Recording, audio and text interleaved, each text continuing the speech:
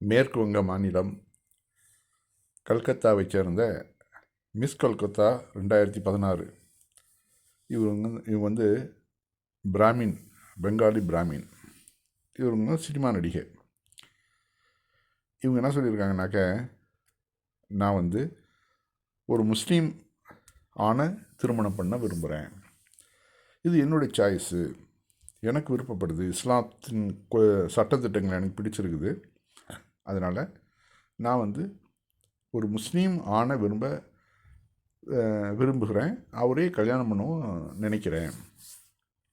இது என்னுடைய லைஃப்பில் நடக்கும். हाय, माय नेम इज हेमोश्री भद्रा. मैं एक हिंदू ब्राह्मण लड़की हूँ और मुझे मुस्लिम्स में जो ये मर्दों का 4 शादी का सिस्टम है, ये मुझे बहुत अच्छा लगता है.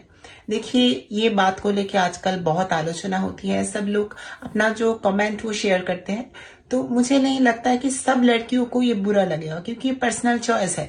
एक लड़की होकर मुझे जैसे ये नहीं लगता है कि ये बुरा है. ये मेरा पर्सनल चॉइस है.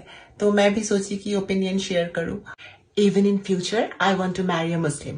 अगर नसीब में हुई तो. ஓகேங்களா?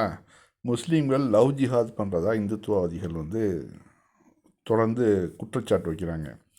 இப்போ இந்த பெண்மணி தானாக விரும்பி, நான் வந்து ஒரு முஸ்லீமான கல்யாணம் பண்ணிக்கிறேன் அப்படின்னு சொன்னாக்க, இங்கே வந்து லவ் ஜிஹாத் எங்கே வருது இப்போது? இது வந்து அவர்களுடைய விருப்பமா இல்லையா? இதுதான் நம்ம தெரிஞ்சுக்கிறோம். உண்மையிலே நடக்கிறது இதுதான். ஓகே, அடுத்து பாருங்கள். கெஜ்ரிவால் டைரெக்டாக குற்றம் சாட்டுறாரு. அமித்ஷா தலைமையில் குண்டர்கள், கெஜ்ரிவால் குற்றச்சாட்டு. தினமணியில் வந்து செய்தி. அமித்ஷா தலைமையில் குண்டர்கள், கெஜ்ரிவால் குற்றச்சாட்டு. தில்லியில் சட்டம் ஒழுங்கு மோசமடைந்துள்ளது. மும்பை நிழலுலக தாதாக்கள் ஆதிக்கம் செலுத்தியது போன்ற சூழ்நிலையை தில்லியும் எதிர்கொள்ளும் என்று நினைக்கவில்லை. தில்லி முதல்வர் அரவிந்த் கெஜ்ரிவால் குற்றச்சாட்டு. தில்லி முழுவதும் குண்டர்கள் கைப்பற்றியுள்ளனர். இதற்கெல்லாம் யார் பொறுப்பு? தில்லியின் சட்டம் ஒழுங்கை பராமரிக்கும் பொறுப்பு அமைச்சர் அமித்ஷாவுக்குத்தான் உள்ளது. அவர் தலைமையில்தான் குண்டர்கள் வன்முறையாளர்களின் தலைநகரமாக மாறியுள்ளது. அவர் வைக்கக்கூடிய குற்றச்சாட்டு உண்மையான குற்றச்சாட்டுங்க. இதெல்லாம் எதிர்க்கட்சிகள் எங்கெங்கெல்லாம் ஆட்சி நடக்குதோ அந்த மக்களை இம்சைப்படுத்துறது இவர்களுடைய வழக்கம். அதில் அமித்ஷா போன்ற இவருடைய பின்புலத்தெல்லாம் நம்ம ஆராய்ஞ்சு பார்த்தோம்னா தெரியும் எந்த அளவு மோசமாக இவர் குஜராத்தில் நடந்துக்கிட்டார். அவர் தான் இப்போ வந்து உள்துறை மந்திரியாக உட்கார்ந்துருக்கார். ஆக எப்படிப்பட்டவர் நம்ம வந்து உள்துறை மந்திரியாக பெற்றிருக்கோங்கிறத இதை விட ஒரு முதலமைச்சர் டைரெக்டாக குற்றம் சாட்டுறார். அப்போ எப்படி சட்டம் ஒழுங்கு எப்படி நம்ம நாட்டில் ஒழுங்காக இருக்கும்? சட்டத்தை பாதுகாக்கக்கூடிய ஒரு உள்துறை மந்திரியை ஆட்களை ஏவி விட்டு இந்த பிரச்சனைகள் பண்ணாக்க இந்த நாடு அமைதி நோக்கி எங்கே திரும்பும்? அடுத்த செய்தி பாருங்கள்.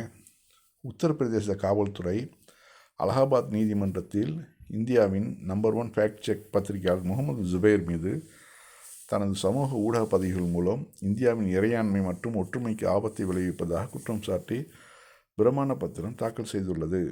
வகுப்புவாத வெறுப்பு பேச்சுக்களுக்காக பல வழக்குகளை எதிர்கொண்டுள்ள இந்துத்துவ மதவெறியன் யதி நரசிங்கானந்தின் மதவெறுப்பு பேச்சுக்களை வெளிப்படுத்திய ட்வீட்டிற்காக முகமது ஜுபைர் மீது பதிவு செய்யப்பட்ட எஃப்ஐஆர் தொடர்பான வழக்கில் ஊபி காவல்துறை பிரமாண பத்திரம் தாக்கல் செய்துள்ளது.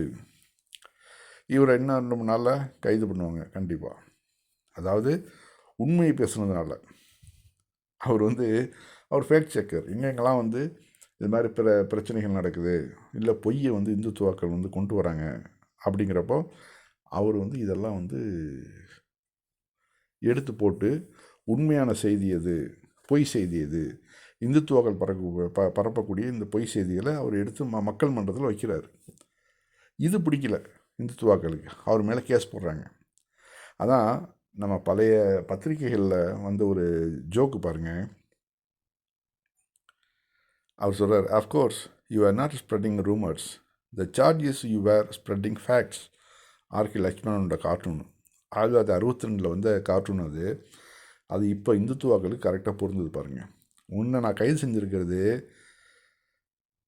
அதாவது நீ வந்து ரூமரை அதாவது